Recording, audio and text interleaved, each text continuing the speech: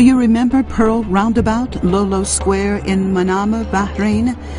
It used to look like this, but now it looks like this.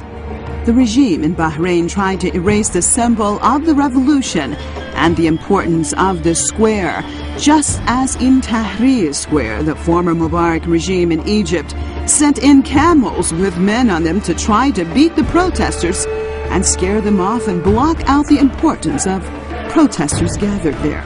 Now from Tahrir, we go to Taksim Square in Istanbul, Turkey. The Turkish government has decided that the most well-known square in the country, along with Gezi Park, should be made into a shopping center. Why would Ankara decide to destroy this historic area? And why now? Is a shopping center that important? Or is there another reason for the decision?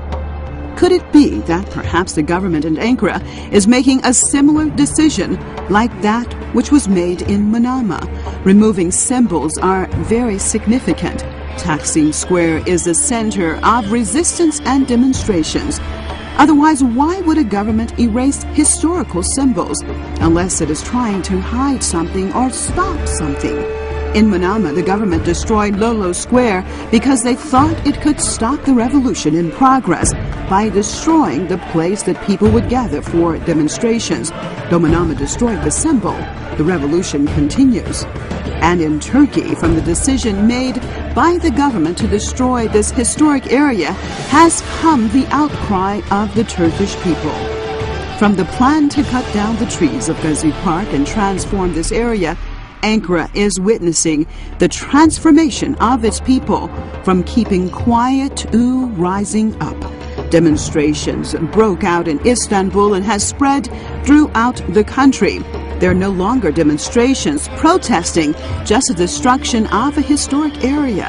There are protests against the destruction of the direction that the Turkish people want their government to go in. The government has responded harshly with tear gas, water cannons, and arrests. Many people have been injured, and at least one person, according to latest reports, has been killed. The Turkish people are fed up with a government they see as more and more going in a different direction than what its people want.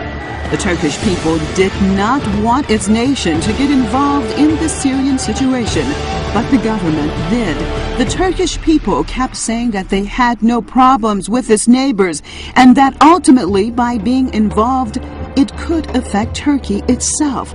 But the government of Tayyip Recep Erdogan continued to have a deaf ear towards its people and continued working with the Americans and the Saudis and others to overthrow the government in Damascus. The Turkish government approached the Syrian situation as if there was sheer hatred for the Syrians. Even recently, a new bridge was built in Istanbul and named Yavuz Sultan Selim. Why did you decide to name the bridge after the king who killed tens of thousands of Alavis and fought with Iran and conquered Syria? What message are you trying to give? Are you promoting blood being spilled?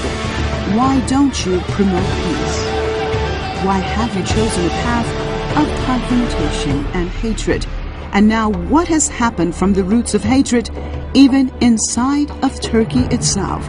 The group that Ankara supports in Syria, 6 members of Al-Qaeda al-Nusra Front, has been arrested trying to plant bombs in Adana. Why did you support these terrorists to begin with, that now they're inside of Turkey and threatening the country? Now that you have refused peace, the path that your people wanted, now the streets in many Turkish towns are filled with your own people calling for the government to fall. As you beat your people and attack them with tear gas and water cannons, do you think that you are promoting democracy? Or are your lies finally coming apart for the world to really see what the government of Erdogan is and what it stands for? It does not stand for Islam, it does not stand for democracy, but simply is another pawn in the hands of the Americans. As more and more people take to the streets, young and old, as even famous singers and actors are demanding a change, what will your response be this time?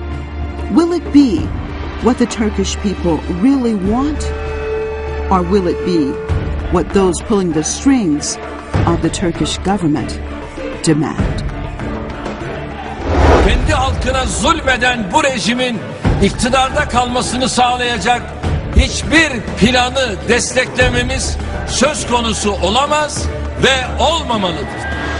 Kendi halkına zulmeden bu rejimin iktidarda kalmasını sağlayacak hiçbir planı desteklememiz söz konusu olamaz ve olmamalıdır.